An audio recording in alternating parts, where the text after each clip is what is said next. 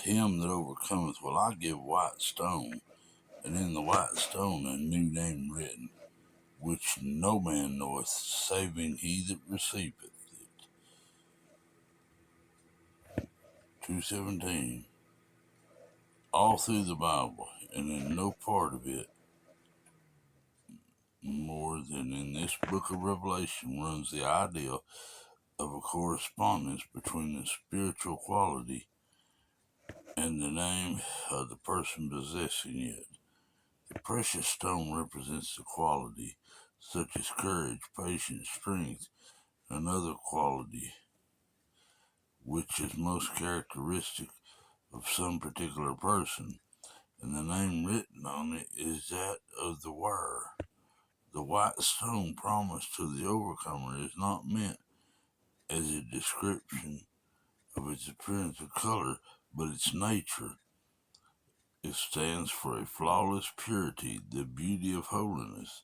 The white stone is the white of spiritual radiance. Yes, hallelujah. White is everywhere,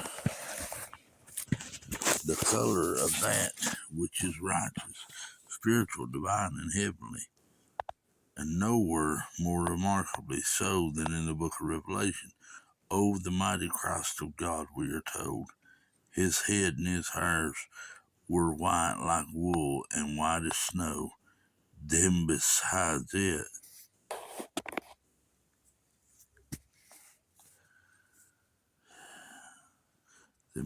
this white stone, we have white raiment, white robes, white crown, fine linen, clean, and white horses, and a great white throne. When Jesus was transfigured on the holy mount before his disciples, record states his face did shine as the sun, and his raiment was white as the light. The white here was not the dull white like the paper these words are printed on in your scriptures, but glistening white like the light. It is the character of intense white to be shining like a diamond.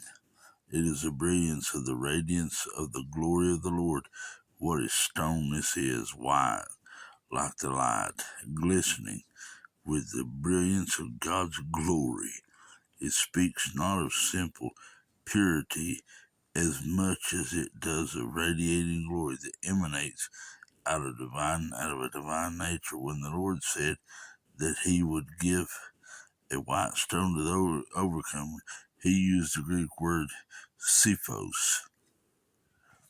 This particular word appears in the New Testament in only one other instance, namely that of Acts 26:10, wherein Paul says, "Which saying I also did in Jerusalem, and many of the saints did I shut up in prison, having received authority from the chief priest, and when they were put to death, I gave my voice siphos against them."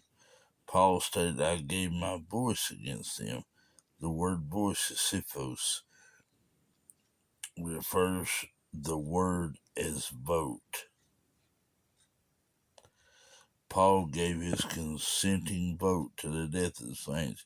This same word siphos was translated stone in Revelation 2:17. Oh, hallelujah. Yes, these stones are painted white to express a favorable vote, or black to express an unfavorable decision in the situation under consideration. The Greeks still use a method of voting like this. They have a tin box divided in two parts, one side painted white, the other side painted black. A hole permits the voter to insert his hand in the box and drop a little ballot made of lead, about the size of a pea, either into the white side of the box or into the black side. There may also be an allusion here to conquerors in the public games, who were not only conducted and with great pomp into the city which they belonged. Hallelujah. There's so many great things here. The lights and perfections were divine manifestations of the Spirit that the priests would carry, but they were divine manifestations of the Spirit by which the council and will of God was revealed to the high priest. The high priest would inquire of the Lord, and God would answer him by Urim and Thummim. God would speak out of the stone, just as he spoke out of the burning bush and out of the cloud.